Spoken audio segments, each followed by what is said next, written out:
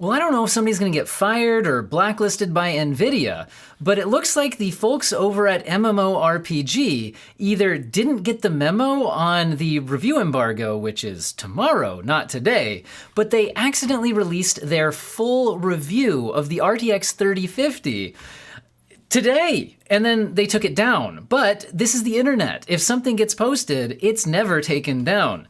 The folks over here at Video Cards actually captured all of the slides and posted them here. Now, this might involve some questions about fair use. Am I allowed to show you all of these graphs? Well, I'll tell you right now, I'm going to, and I'm hoping it's fair use in the sense that I'm also going to use this to do my own analysis. I'm going to then compare it with other GPUs, especially ones that are currently actually available in stock and what prices they're actually available in stock for, like especially the AMD competition, and might even bust out a calculator at some point. So anyway, let's dive in, and I should probably Thanos snap myself out of existence. That seems like the way to go here. So one thing that I do not like about this review, I do like that it exists. What I don't like is the competition that we're seeing it up against. We're seeing it up against a RX 6600, I like that. 6600 XT, I like that. 5700 XT, I like that. 3050, 3060, 3060 High, this is all great, except that I'd also like to see more NVIDIA GPUs at the low end, and also maybe even AMD's RX 6500 XT. The 6500 XT would have been nice to see because that's currently AMD's cheapest new option, which actually are sitting in stock available, usually around the $260 mark. AMD's competition at at the higher end of that is the RX 6600, which has generally been sitting in stock for $460. Now, here's the problem. The NVIDIA cards like the 3060 generally only sit in stock in the at least 600, if not 657, 750 range, and sometimes even worse than that. So from a price point, as far as new GPUs go, the competition here, I think, is really between the RX 6600, which the 3050 should theoretically cost a lot less than, and then, old NVIDIA GPUs that you could get on eBay or something like that. Now, anyway, we can see that in Assassin's Creed Valhalla, which I'll add my own analysis here, this game tends to favor AMD architecture. But even with that being the case, we can see the 1080p and 1440p performance. It does look like at the ultra settings, the 3050 is able to almost average 60 frames per second. And I'd imagine just turning a few little things down could then easily get you a solid 60 FPS. Looks good in that game. Now, an RX 6600, which is going to be the comparison point I'm usually going to use in this review, gets 72 FPS. So if we look at that average 72 to 57, we can bust out the calculator. 72 divided by 57, not with a plus sign there, go away. And we could see a 26% performance lead for the RX 6600. The other way of looking at this is 57 divided by 72. That was the number, wasn't it? And we can see that we're at 79% or close to 80% of the performance of the RX 6600. Now, the RTX 3050 will also have DLSS. It also has ray tracing, and so does the RX 6600, so we can also compare them in terms of their ray tracing performance. Remember, the RX 6600 should be a more expensive, higher tier card than the 3050, but we have yet to see what the actual market is going to look like, because there's no way these sit in stock at $250. There's absolutely no chance that will happen at all. Anyway, let's move on to the next one.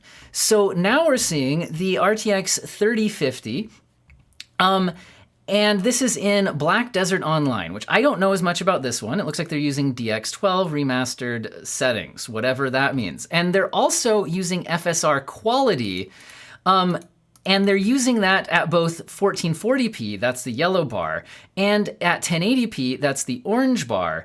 The blue and the gray are the native 1080p and 1440p resolutions. Now, if we're comparing native resolutions, which I think makes the most sense here, you actually see it almost matching. I would call this basically a tie. At 1440p, it's slightly ahead of the RX 6600, and at 1080p, it's slightly behind, but within a couple percent, right, of the RX 6600. So in this particular game, it looks like the RTX 3050 is almost matching the RX 6600, which is extremely interesting. Although it does look like the AMD architecture gets a slightly better boost off of FSR than the 3050 does. So that's kind of interesting because I would say percentage-wise, that's a little bit better jump, although not enough to really be that remarkable. Okay, we've got control. Notice that this one is using the high preset and no ray tracing. The next slide, I think there's a slide later on that uses ray tracing, but this is Dx12 High preset in control, where we see at 1440p you get 30 FPS, at 1080p you can't quite average 60 FPS, whereas the RX 6600 is averaging 60 FPS. Although at 1440p the two cards kind of balance out. I would imagine turning a few settings down to medium would get you a more comfortable experience. So 52 out of 59, let's look at that. 52 out of 59 is giving us 88% of the performance of the 6600, which remember sits in stock around 460, although its MSRP is 329. So MSRP-wise, the two cards are actually pretty close, with the 6600 only costing a little bit more. But like I said in some of my other videos, MSRPs don't make sense as comparison points in the current market. All right, Final Fantasy XIV Endwalker, DX11 maximum preset.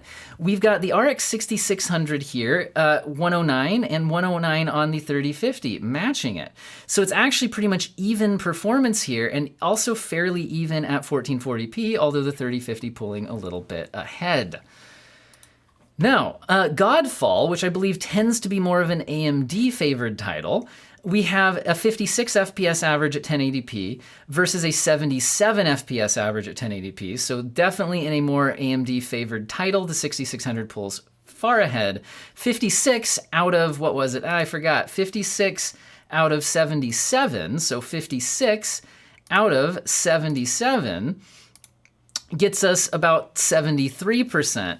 So in this title, we're seeing about 73% performance of the RX 6600 at 1080p. I think 1080p does make the most sense for this card. We've seen that it could be used as a budget 1440p card at lower settings, though, based on what we're seeing here. Now, Horizon Zero Dawn, we're seeing it perform very well at 1080p at the ultimate quality. Oops, just scrolled over. At ultimate quality, even quite usable at 1440p, and the RX 6600 is also performing very well, and 68 compared to 82.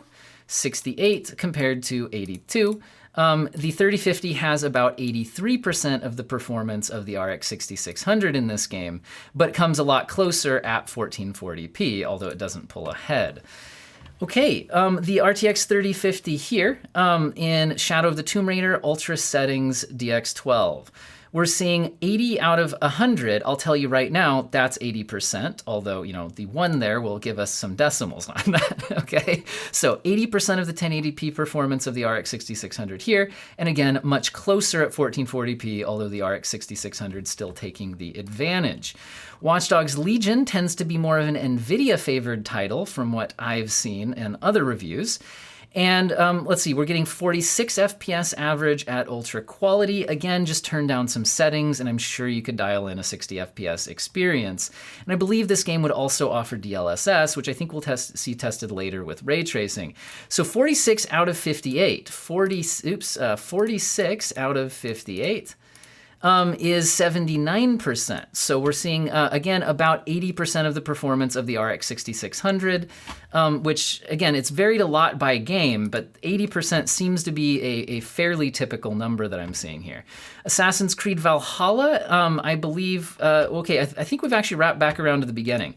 So I believe there were some other charts here where we see some ray tracing performance, and this is Firestrike, which I don't really care about, that's synthetic. So in Control, if we dial in some ray tracing, so this is ultra quality with the ray tracing set to high, and DLSS is being used on the yellow chart for 1440p and on the orange chart for 1080p. So, and the native resolutions are at blue and gray. So at native resolution, this is fairly interesting to me. At 1080p, the RX 6600 almost but not quite matches the 3050 in ray tracing performance. Although as soon as you enable DLSS, the RTX 3050 obviously pulls far ahead. Also, I believe the ray tracing implementation in Control tends to be an NVIDIA favored one. If you looked at a game like Far Cry 6, which I don't think they did here, AMD GPUs tend to perform a lot better there. And then again, you could look at 1440p data if you want, but I really don't think this is going to be a ray tracing card at 1440p, although with DLSS, I guess maybe for a 30 FPS experience. We also see Watchdog Legion, which once again also tends to be an NVIDIA favored ray tracing implementation, where we see the AMD cards just not able to handle this title, even at 1080p.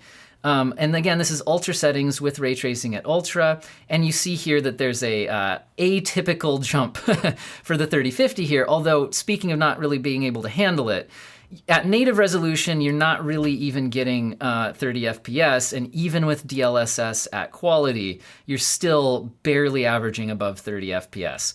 So, okay, what does all of this mean? Again, more of my actual analysis. So what do I think about all this?